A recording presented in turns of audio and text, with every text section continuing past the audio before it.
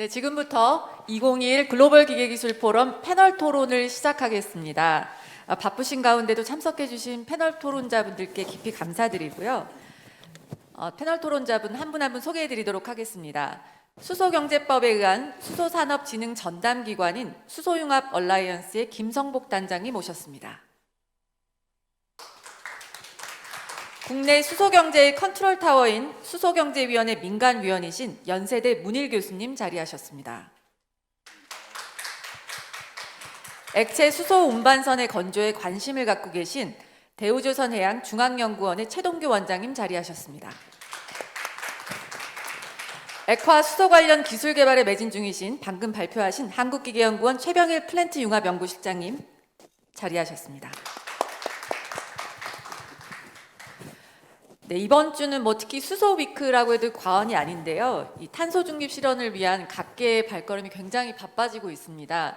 특히 지금 이 시각 아까 발표하신 현대차 그룹과 또 SK, 포스코가 의장이 돼서 수소기업 협의회가 출범했다고 하는데요. 먼저 첫 번째 질문 이어가겠습니다. 이렇게 모두가 수소 기술을 향해서 나아가고 있는 가운데 이 수소의 안전성과 또 인프라 부족을 우려하는 목소리가 굉장히 높은데요. 특히 이 수소 경제가 에너지나 환경적 이슈에서 출발했지만 수소라는 에너지가 안정적이고 또 경제적이고 미래 세대를 위해 나아가야 할 방향이라는 인식의 전환이 더 시급하다는 목소리도 많습니다. 우리 사회가 이 수소 사회에 대한 인식 전환을 빨리 하려면 어떻게 해야 할까요? 먼저 김성복 단장님께 마이크를 드리겠습니다. 말씀 주신 대로 사실은 불과 몇 년 사이에 굉장히 수소에 대한 인식, 수소 경제에 대한 시각은 어떻게 보면 거의 그냥 급격하게 변화할 정도로 상당히 인식이 많이 달라졌습니다. 근데 이게 수소 경제가 이제 생태계를 조성하고 그런 생태계 인프라가 구축되기 위해서는 그 국민적인 공감대 형성과 이런 그 수용성 확보가 어떤 선택이 아니라 반드시 이루어져야 되는 부분이고요. 그런데 우리가 여기 이제 그 좀 주목해봐야 될 것은 수소하면 지금 많이 좋아졌습니다. 수소하면 그 수소 폭탄 터지는 거 아니냐 이런 초기에는 그러셨다가 지금은 이제 그 수소차, 넥소 이렇게 가고 있는데 사실은 에너지원으로 사용하는 것은 전부 다 그 어떻게 보면 안전에 대한 이슈를 다 갖고 있습니다. 예컨대 휘발유도 그렇고 LPG 같은 경우에도 예전에 초창기에 도입될 때 제가 어디서 말씀드렸습니다만 뒤에다가 LPG라고 크게 붙이고 다녔습니다. 이게 좀 그거 경고를 주는 의미에서. 근데 이제 그게 사라지면서 LPG 그냥 생활 속에 들어왔고요. 마찬가지로 모든 고압가스들이 지금 수십 년 인류가 그동안 산업화 해오는 동안 고압가스를 컨트롤하고 제어하고 연료나 원료로서 사용하는 기술을 지금 갖고 있습니다. 하기 때문에 수소도 그 중에 하나라고 말씀을 드릴 수 있겠고요.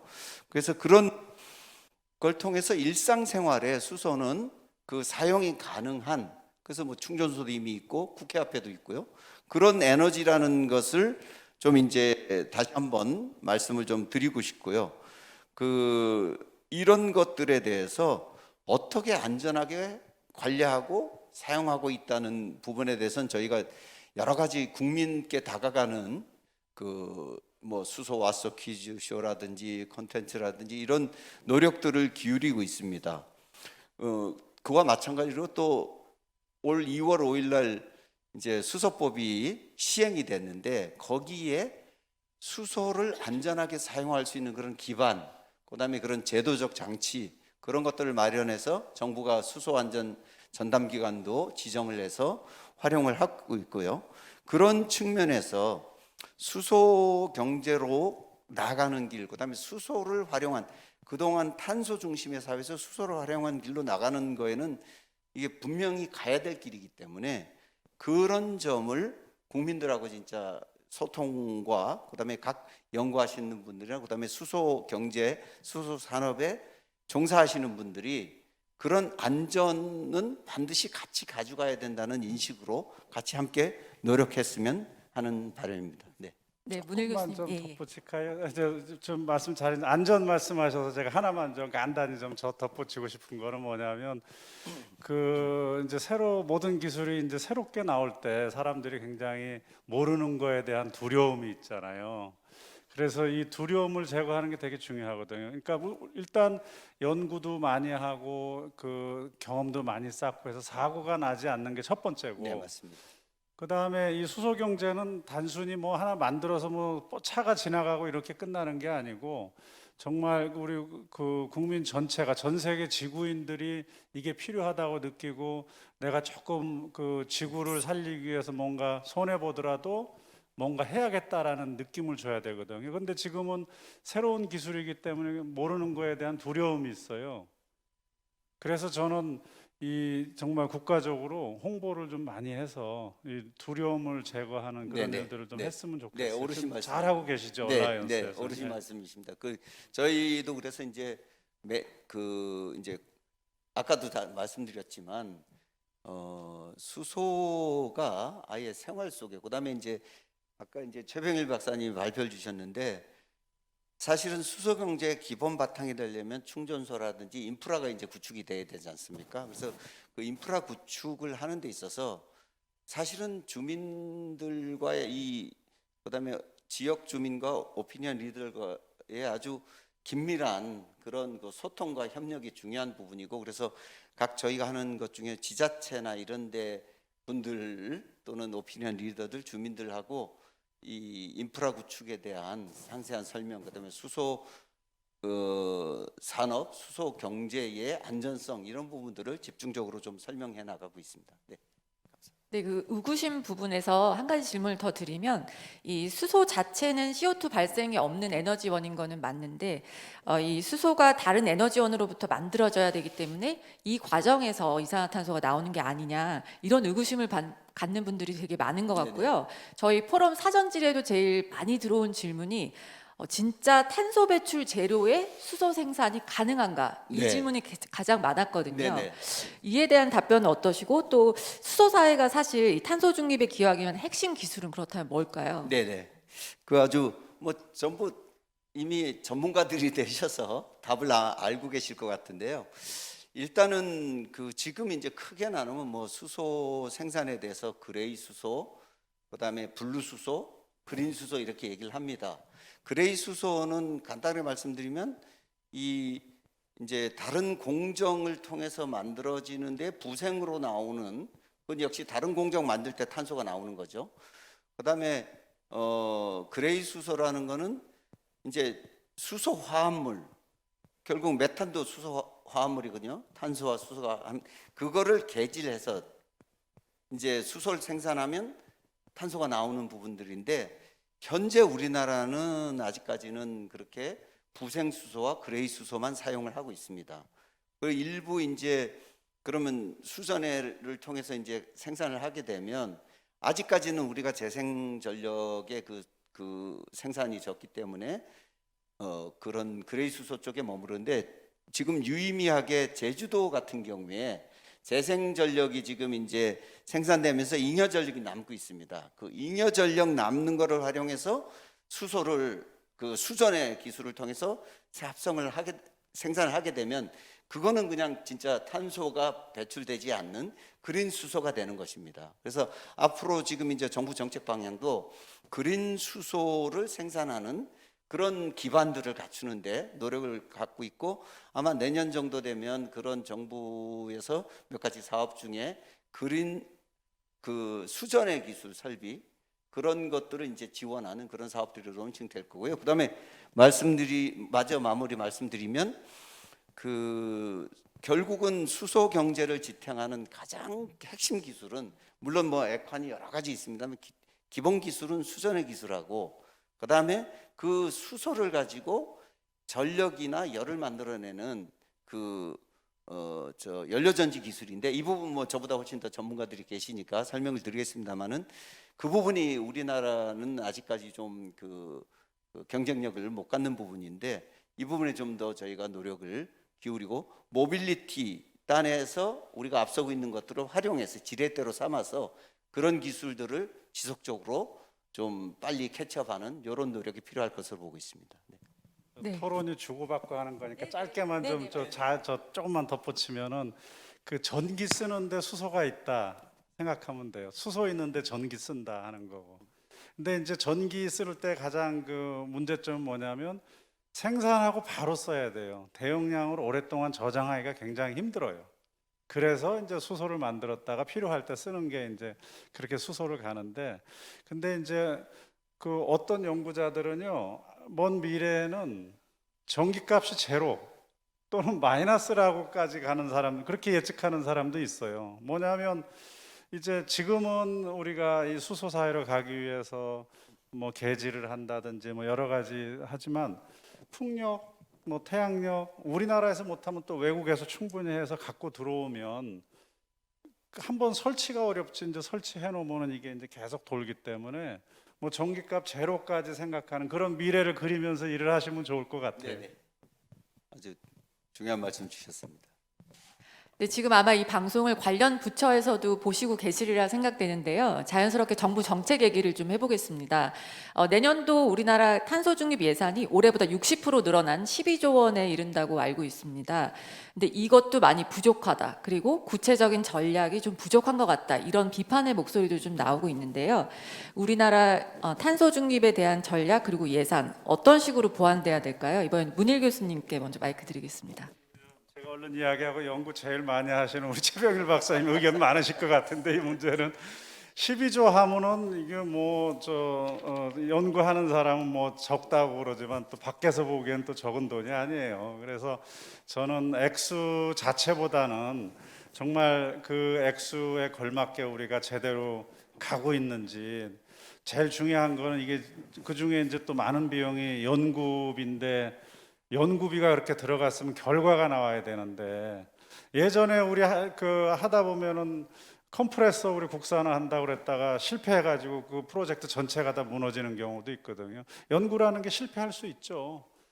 근데 이제 문제는 이렇게 많은 돈을 들였을 때 이 결과가 나오지 않으면 앞으로 또 위축이 될 가능성이 있으니, 제가 보기에는 첫 번째는 좀 결과가 나오는 쪽으로 열심히도 하시지만 그런 쪽으로 기획을 좀 해야 되고, 일단 석세스 스토리가 좀 있어야 되고, 또 한 가지는 지금 이 수소가 다른 연구 분야에 비해서 급격하게 지금 발전하고 있어요. 최근 몇 년 사이에. 다른 거에 비해서. 그러니까 게다가 수소 연구하는 사람은 또 그렇게 많지 않아요. 그렇기 때문에 밖에서 그 연구비를 못 받는 사람들은 상당히 또 거기에 대한 불만도 있습니다. 솔직히 이제 저희들끼리 이야기하면. 근데 이제 그래서 제가 보기에는 이 수소 관련해서 연구 결과도 잘 나와야 되지만 인력 양성도 잘 하고 산학 협동도 하고 이 주변 인력을 늘려서 이 수소 전체가 같이 갈 수 있도록, 하여간 그런 것들을 잘 하고 계획을 세워야 그 액수가 작다 또 더 늘릴 수도 있고, 그러니까 그런 식으로 좀 흑백론으로 많다 적다라기보다는 어떻게 알차게 하느냐에 좀 더 초점을 뒀으면 좋겠습니다. 이 부분 제가 실제로 수소효과 플랜트 연구를 하고 있는 입장에서 하나 드릴 말씀이 꼭 있습니다. R&D를 저희들이 기획해서 이걸 실행할 때 그 예산을 주는 부처에서 요구하는 건 항상 세계 최고 수준입니다. 그것도 실증까지 원합니다. 사실 그런 연구는 실패할 수밖에 없습니다. 그래서 세계 최고 기술을 원하면 예산은 잡지만 소금의 원천 기술 개발 쪽에 투자를 하셔야 되고요. 상용화를 원하면 정말 세계 최고는 아니더라도 국산 기술로 외국과 경쟁할 수 있는 수준 정도까지라도 용인을 해주셔야 될 것 같고요. 다행히 제가 지금 하고 있는 연구는 국토교통부는 상용화 집중이어서 세계 최고 린데하고 60년 동안 수소효과 플랜트를 만들어서 운영한 기업하고 경쟁하겠다, 그 수준은 아닙니다. 국내에서 최초로 수소효과 공정을 실증하고 그거에 기반을 만들겠다, 이 정도에서 앞으로 R&D 방향이 그런 방향으로 최고 수준의 원천 기술, 그다음에 외국과 그냥 경쟁할 수 있는, 일단 우리가 산업에 진입할 수 있는 수준의 상용화, 이 정도로 재편이 돼야 되지 않을까 이렇게 생각합니다. 네, 정책 관련해서 또 다른 측면의 질문을 하나 드리겠습니다. 아까 현대자동차 김세훈 부사장님도 말씀하셨지만 이 수소의 생산, 확보, 또 활용의 측면이 골고루 연구개발돼야 되고 또 얘기돼야 된다고 말씀하셨었는데요. 지금 저희는 좀 수소의 활용 측면에서 정책이 많이 기울어져 있다는 얘기가 많이 나오고 있습니다. 이 수소는 기존 화석연료와는 달리 유일하게 지역적으로 편중되지 않은 에너지원으로 알려져 있는데요. 그래서 좀 더 근본적으로 이 정책 추진이나 지원, R&D 활동 등에 이게 균형적으로 얘기가 되려면 어떻게 접근해야 될까요?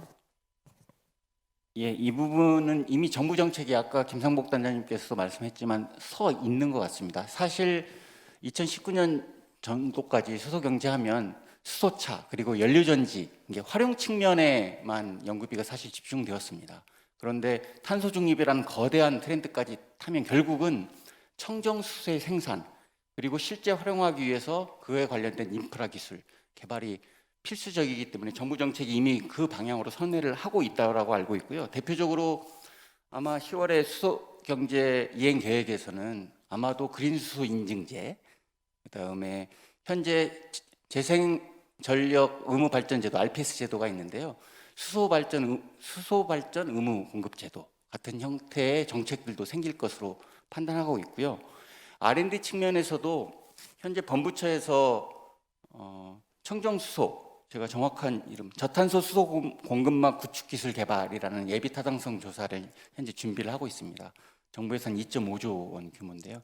여기서 핵심은 예전과 다르게 그린 수소의 생산 그리고 그 그린 수소의 대용량 저장 운송 인프라 그리고 해외에서의 수소 수입 방안 이런 부분에 집중되고 있어서 우려하시는 방향이 해소가 되고 미래를 위한 준비를 정책 R&D 차원에서 준비하고 있다고 볼 수 있겠습니다. 네, 답변 감사드립니다. 이제 산업계 얘기를 좀 해보겠습니다. 이 대우조선해양이 수소 연료존지 추진 선박 활용을 위해 애쓰시는 걸로 알고 있는데요. 이 탄소 중립과 수소 생태계 선도를 위한 대우조선해양의 현황과 전략을 좀 말씀해 주시죠. 그 탄소 중립이 지금 범세계적인 그 추세고요.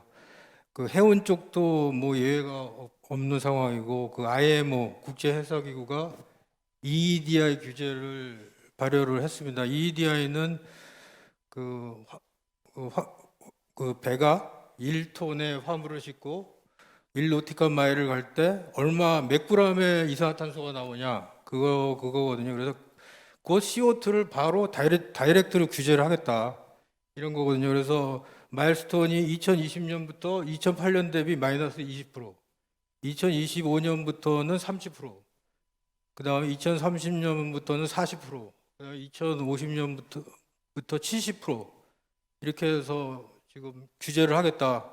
그 다음에 이거 신조도 그렇고 그 다음에 지금 다니는 배들도 규제하겠다. EEXI 이그지스팅 베슬도 규제하겠다. 그래서 이거 규제를 만족하지 못하면 속도를 줄여라. 그래서 강제로 그 파워 리미트를 걸어놓는 거죠. 그래서 그렇게 되면 배가 너무 느리면 이제 경제성이 안 나오니까 그러면 폐선할 수밖에 없는 그런 상황이 돼서 지금은 진짜 CO2를 눈에 보이게 줄이는 노력을 엄청나게 지금 조선소들이 하고 있고 그 지금 자동차들 연비 줄이는 것처럼 연비 전쟁이거든요. 연비 전쟁을 하고 있고 그래서 지금 저희가 마이너스 20%는 달성을 했고 그래야 이제 배가 팔리니까 달성을 하고 있고 추가로 이제 뭐 30%, 뭐 40%까지 가야 되는데 이건 LNG 연료를 쓰면 추가로 한 20% 이상이 절감이 되거든요, CO2가. 그렇게 해서 가는데 그래서 2030년, 뭐 2035년 그 정도까지 LNG로 되겠다 이렇게 생각을 하고 있는데 추가 규제가 이제 또 나오니까 그렇게 되면은 이제는 뭐 2030년 이후는 아무래도 안 되겠다. LNG로 안 되니까 LNG는 이제 브릿지 연료에 불과하고 그 다음에는 탄소 프리 연료인 그 암모니아나 수소로 가야 되고 그런 쪽으로 지금 연구 개발을 하고 있습니다. 암모니아 추진선, 그다음에 연료전지 추진선 이런 쪽으로 해서 지금 기본 설계를 해서 선임급 승인도 받고 이런 쪽으로 하고 있고요.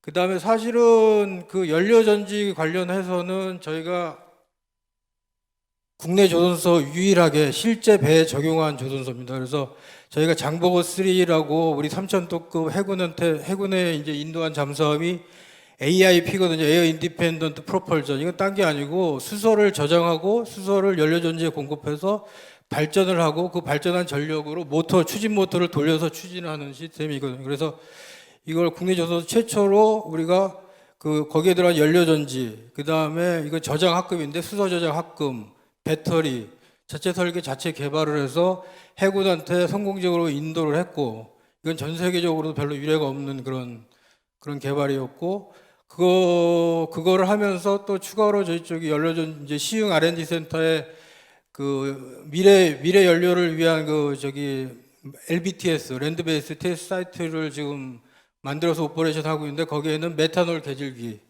메탄올 개질을 해서 수소를 만드는 거, 그 다음에 팸 연료전지, 그 다음에 SOFC 연료전지, 그 다음에 앞으로는 추진 시스템이 전기 추진으로 갈 거기 때문에 전기 추진을 위한 연료전지 플러스 추진 모터, 셰프트 제너레이터, 배터리 이런 걸 통합 인테그레이션하는 그런 시스템을 지금 운영하고 있고요. 그래서 이런 쪽 연료전지, 그 다음에 미래 연료, 그 다음에 전기 추진 이런 쪽으로 계속 연구 개발을 하고 있고요. 추가로 앞으로 이제 수소 사회로 갈 수밖에 없는데, 수소 사회로 가면 결국은 액화수소의 밸류 체인이 구성될 겁니다. 그래서 액화수소 밸류 체인에는 제일 첫 단은 뭐냐면 수소 액화 기술.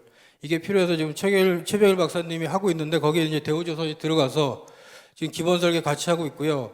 그 다음에 추가로 이제 0.5톤 퍼데이 내년 내후년에 오퍼레이션 할 거고, 추가로 5톤 퍼데이를 하게 되면 저희 쪽은 사실은 자랑하자면 LNG 액화도 저희가 국내 조선소 최초로 배에 적용했고, 아직까지 다른 조선소 적용을 못했습니다. 그래서 국산화를 저희가 해서 최초로 적용했고, 실제로 360K LNG 바지, LNG FSU 스토리지만 하는 거에도 7.5톤 퍼아워짜리 세 트레인이 국내 하나 파워 시스템이라는 데하고, 거기에 들어가는 가스 압축기, 그 다음에 냉매 컴프레서 익스펜더 다 같이 개발을 했거든요. 그래서 그거를 이제 5톤 퍼데이를 하면서 그걸 같이 국산화를 하고 같이 국내 기술을 한번 해보자, 이런 쪽으로 지금 트라이를 하고 있고요. 추가로 그 다음에는 이제 액화수소 밸류 체인이 가면 이제 저장 탱크가 굉장히 중요해지거든요. 저희는 지금 그 전에 우리가 이제 LNG 퓨얼드 10으로 가면서 LNG 퓨얼 탱크가 굉장히 중요해지는데, 기존에 이제 타입 C 탱크라고 있는데, 그거는 이제 중국에서 주로 생산을 했습니다. 국내가 경쟁력이 없어서. 그래서 이거를 포스코하고 고만관광으로 해가지고 2010년부터 개발을 해서 상용화를 해서 지금 VLCC하고 23,000TU 컨테이너십에 최근에 수주를 해서 거기에 세계 최초로 올리기로 했거든요. 그거를 액화수소에도 적용을 해보자. 왜냐하면 액화수소가 되면 마이너스 253도면 9% 니켈도 안 되고 스테인레스밖에 안 되거든요. 그 경우에 스테인레스 굉장히 비싸거든요. 그래서 그걸 우리가 스테인레스 따라가면 결국은 외국 기술 쫓아다니는 것밖에 안 되니까 고만관광이 마이너스 253도에서 견딥니다. 그래서 킴하고 저번에 MOU도 했는데, 킴하고 그다음에 가스안전공사, 그다음에 DSM이 포스코 이렇게 해서 액화수소 탱크를 고만관광으로 한번 내년까지 개발하고 인증도 한번 받아보자. 그래서 재료비 50% 절감, 그다음에 또 용접 생산성이 엄청 좋기 때문에 전체적으로 가격을 세이브해서 이것도 전 세계를 상대로 비즈니스를 해볼 수 있을 것 같아요. 그래서 이런 쪽 하고 있고, 일단 그런 쪽으로 말씀을 드리겠습니다. 네. 네, 이어서 액화수소의 보관과 운송 방법이 좀 궁금한데요. 특히 대용량 운송 선박의 단열도 중요할 것 같고요. 이 단열로는 어떤 방법이 지금 생각하고 계신가요? 아까 저희 최배열 박사님이 상당히 큰 비전으로 해서 1년에 거의 2천만 톤을 우리가 수소를 수입해야 된다, 그 말씀을 하셨는데, 우리가 가스가 없어서 LNG를 이제 수입했거든요. 수입을 해서 LNG 잘 아시겠지만 LNG선은 우리가 세계 최고의 경쟁을 갖고 있는데, 불행하게도 이제 수소도 마찬가지인 것 같아요. 수소도 결국은 블루수소로 가려면 가스 나온 데서 생산을 해야 되거든요. 결국 중동이나 호주에서 생산을 해야 되고, 미국에서 생산하든지, 그 다음에 불행하게도 재생에너지, 풍력, 태양광도 우리가 별로 사정이 좋지가 않아서 결국은 재생에너지를 수입해야 되는데 수입하려면 또 중동이나 호주나 미국에서 또 수입을 하려면 결국 액화수소로 수입을 해야 되는데 그 액화수소로 수입을 하게 되는데 뭐 고압수소는 뭐 말이 안 되고요. 그건 경제성, 웨이트 경제성, 볼륨 경제성이 전혀 안 되기 때문에 결국 액화수소로 가야 되는데 잘 아시다시피 액화수소가 밀도가 그 LNG의 6분의 1밖에 안 됩니다. 6분의 1밖에 안 되고 해서 발열량 기준으로 해서 볼륨이 3배가 필요해요. 3배가 필요하고 그다음에 온도가 마이너스 253도로 해서 열 침입량이 145%가 나오고 추가로 더 나쁜 건 뭐냐 덴서티가 작고 하기 때문에 단위 볼륨당의 그 잠열이 굉장히 작아서 같은 단열을 하면 어떻게 되냐면 BOR, 보일 오프 레이시오가 LNG 10배가 됩니다. 거꾸로 얘기하면 같은 BOR을 유지하기 위해서는 단열재가 10배 두꺼워져야 된다는 얘기인데 그럼 우리 LNG선 단열재가 지금 저기 400mm인데 그럼 단열을 4m를 해야 된다는데 말이 안 되거든요. 말이 안 돼서 새로운 단열 방법을 이제 찾아야 되는데 그 방법이 바로 그러니까 타입 C 탱크인 경우 이중벽을 하고 중간을 백큐으로 하고 그다음에 거기에 펄라이트나 그다음에 글래스 버블을 채우게 되면 그 PUF에 비해서 단열재 성능은 약 20배 좋아집니다. 그래서 결국은 아까 BOR 10배를 커버하고 하여튼 비슷한 단열 두께로 갈 수가 있는데 그거는 이제 타입 C 탱크. 그러니까 우리 지금 지나다니다 보면 그 저기 실린드리컬 탱크 그런 탱크들은 근데 이게 한계가 있는 게 크게 못 만들거든요. 그래서 최대로 해서 10,000큐빅 그 정도까지밖에 못 하기 때문에 결국은 그걸로 경쟁력 있는 시스템은 20K나 30K 그 수소 운반선 2만 큐빅이나 3만 큐빅 정도는 그걸로 해서 비슷한 가격에 조금 가격은 올라가지만 그런 LNG 선이 가능할 것 같고 지금 LNG 캐리어는 얼마냐면 지금 그 파퓰러한 건 174K입니다. 17만 4천 큐빅짜리인데 그거하고 같은 발열량을 수송하게 되려면 이거의 3배가 필요해요. 그러면 어떻게 되냐면 그 600K짜리 LNG 선이 필요한데 그거는 택도 없는 얘기고 결국은 그 LNG 선의 3배의 그 LH2 캐리어가 필요하다는 얘기인데 114K를 하려면 탱크가 40큐빅짜리가 4개 실어야 되는데 그건 타입 C로는 안 되고 타입 B로 해야 되는데 타입 B는 지금 이중 단열을 할 수가 없고요. 너무 커가지고 그 진공을 유지할 수도 없고 진공을 땡기기도 어렵고 그렇기 때문에 원장님, 지금 죄송해요. 그러면은 지금 기존에 가지고 계신 재액화 기술을 적용해서 그런 BOG를 재액화시키는 방안을 고려를 하실 것 같은데 계획이 있으신 건지요? 일단 그거는 하긴 해야 되는데 일단 그런 문제점이 있고요. 근데 그 뭐가 문제냐면 이제 그거를 연료로 쓰는 게 가장 좋아요.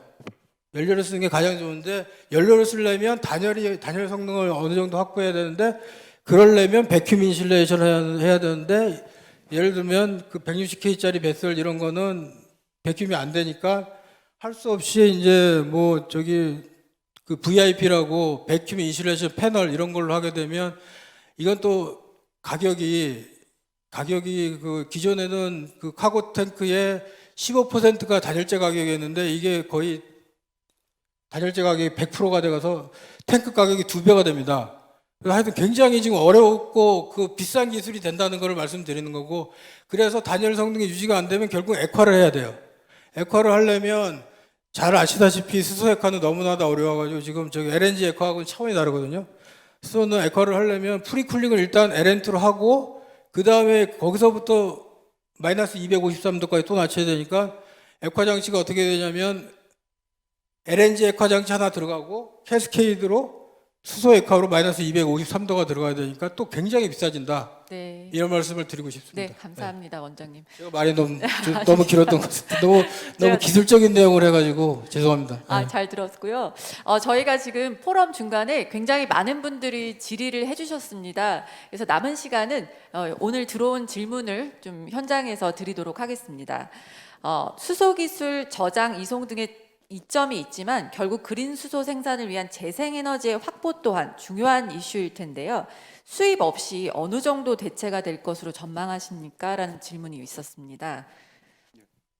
그건 네, 제가 단장님 답변 주시죠. 예. 드리겠습니다. 지금 이제 아까 쭉 여러 가지 말씀 주셨지만 수소 이행 계획, 그런 기본 계획, 소위 말하는 로드맵 2.0, 그다음에 탄소 중립 그 시나리오에 보시면은 이제 뭐 사만에 보면 재생에너지 80%가 있고, 그다음에 수소가 한 수천만 톤이 예상되는데, 그 중에 저희가 재생에너지하고 협업해서 할 수 있는 게 한 20% 정도 지금 예측하고 있고요. 2050년도 되면, 그러니까 한 2천 몇백만 톤, 3천만 톤 소요량의 한 80%는 아까 말씀드린 그린 수소, 해외로부터 그린 수소를 도입하는 거로 충당이 되는 요게 지금까지의 예측입니다. 네. 네, 감사합니다. 또 실시간 들어온 질문 중에 하나를 더 드리겠습니다. 이 수소를 사용하는 장치의 안전성을 제고하기 위해서 어떤 기술이 필요할까요? 네, 최병희 시장님 답변해 주세요. 지금 수소 안전에 대해서 너무 걱정들이 많으신데요. 수소사에는 좀 더 먼 미래에 있지만 현재 실제로 수소가 얼마나 많이 활용되고 있는지 아시면 깜짝 놀라실 겁니다. 우리나라의 정유 석유화학 공장에서 수소를 생산하고 저장할 수 있는 용량이 이미 1년에 200만 톤 이상입니다. 그래서 현재까지 정유 석유화학 공장에서 수소 폭발, 안전 이런 문제가 굉장히 큰 이슈된 적은 없거든요. 현재 안전 기술 수준에서도 수소의 안전은 사실은 담보할 수 있습니다. 불안해해서 그렇죠. 물론 조금 더 안전하기 위해서 저희들이 더 노력을 해야 되겠지만, 다시 한번 이 포럼을 보고 계시는 분들한테 수소 안전은 미래로 가는 내킹은 아니다. 절대적인 절벽은 아니다. 우리가 충분히 할 수 있다. 이 말씀 다시 드리겠습니다. 네, 진정성 있는 답변 감사합니다. 이제 마지막 실시간 질문 하나 더 드리도록 하겠습니다. 전 세계적으로 탄소 중립 사회로 전환되려면 친환경 에너지 생산 환경의 지역적 차이를 극복할 필요가 있을 텐데요. 수소 생산 체계가 그 방법을 제공할 수 있을까요? 라는 질문이 있었는데요. 이건 문일 교수님께 마이크를 드리겠습니다. 그 수소 사회에 가다 보면 에너지 민주화라는 단어가 나와요. 그건 무슨 이야기냐면 지금까지는 에너지를 중앙에서 발전소 같은 데서 크게 만들어 갖고 이렇게 다 공급하는데, 이제 미래는 좀 필요한 곳에서 생산해서 필요한 곳에서 소비하고 이렇게 이동하는 건 좀 줄이고 이제 그런 방향으로 갑니다. 그래서 민주화라는 건 또 한 가지 의미는, 지금 이 석유 자원 같은 경우는 일부 중동 지역이나 미국이나 이렇게 일부 지역에만 있잖아요. 우리는 다 수입해 가지고 오고. 근데 이제 이런 미래 에너지는 풍력이니 태양광이니 이런 거는 우리가 이제 비교적 풍부하지는 않지만 그래도 우리도 있잖아요. 그러니까 이제 그런 의미에서 이제 민주화 이런 이야기가 있고요. 그래서 이제 생산하는데 여러 가지가 있는데 이런 생산을 어떻게 해야 되느냐 하는 게 이제 큰 문제죠. 그래서 그 관련해서 이제 또 한 가지만 더 말씀드리면, 이 탄소 중립하고 어차피 이제 좀 수소하고 어떤 관계에 있느냐, 이제 그걸 보면 탄소 중립은 좀 그 큰 의미라고 보시면 돼요. 어떻게 해야 지구 온난화를 우리가 해결을 하고 탄소 배출을 적게 하느냐.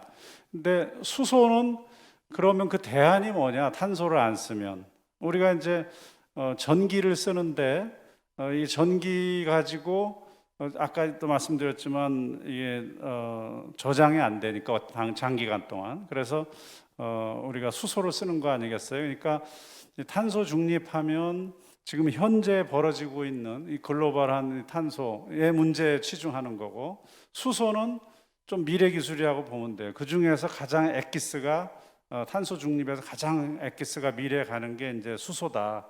그렇게 제가 미리 좀 말씀드리겠습니다.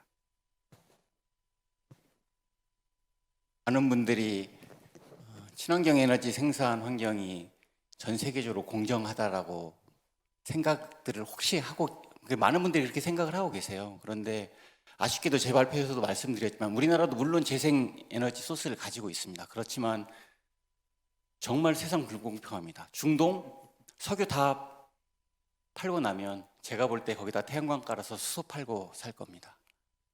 여전히 일부는 우리가 생산해서 지금보다 에너지 자금률을 높일 수는 있겠지만 이 에너지 자원의 불균형은 죄송하게도 미래에도 계속될 거라고 판단되고 있고요. 그걸 위해서 저희들 그걸 극복하고 우리나라가 앞으로 성장 경로를 더 찾기 위해서 저희 기술자들 더 열심히 노력해야 되겠죠. 예, 아쉬운 결론입니다. 보충해서 제가 좀 한 말씀 드리면 이제 우리 지금 그동안 사실은 에너지 수입률이 90몇 %씩 되고 하지 않습니까? 근데 아까 말씀 주신 대로 현재 저희가 국가 간에 지금 이제 그 수소 협력, 그다음에 다자 간, 양자 간 뭐 국수소 협력을 지금 활발하게 진행하고 있는데요. 지금 현재 그 재생에너지를 활용하든 또는 기존의 가스 에너지를 활용하든 그런 그 국가들이 앞으로는 재생에너지를 활용하게 되면 아까도 말씀 나왔습니다. 재생에너지의 가능성 문제 때문에 결국은 재생에너지 가능성으로 수소를 생산을 하고 그 생산된 수소를 자기네들이 보관할 수, 석유는 그냥 이렇게 담아두면 되고 가스는 그냥 일단 구멍을 안 뚫으면 되는데 수소는 일단 재생에너지를 활용해서 생산을 하면 어디든 이제 이거를 갖다 팔아야 되거든요. 그런 측면에서 본다면 저희가 이제 그 지금 제가 이제 저 총괄 주관에서 연구도 하는 게 있습니다만은 그 UAE나 호주나 이런 소위 말해서 태양광이나 재생에너지나 그다음에 이제 전통적인 그 가스나 이런 걸 활용해서 블루수소나 그린수소를 만드는 그 국가들이 저희와 협력을 지금 엄청 하려고 하고 있습니다.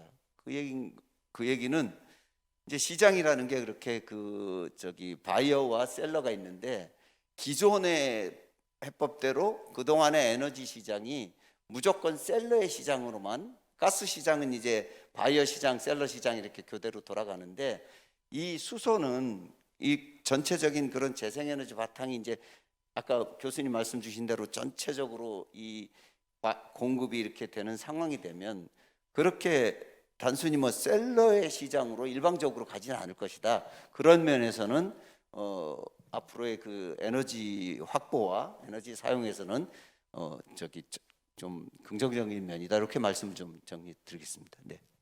네, 감사합니다. 우리가 한 번도 가보지 않은 길 수소 사회에 대한 각계 수소 전문가들의 의견 지금까지 잘 들었고요. 패널 토론 이것으로 마치도록 하겠습니다. 귀한 시간 내주셔서 감사드립니다.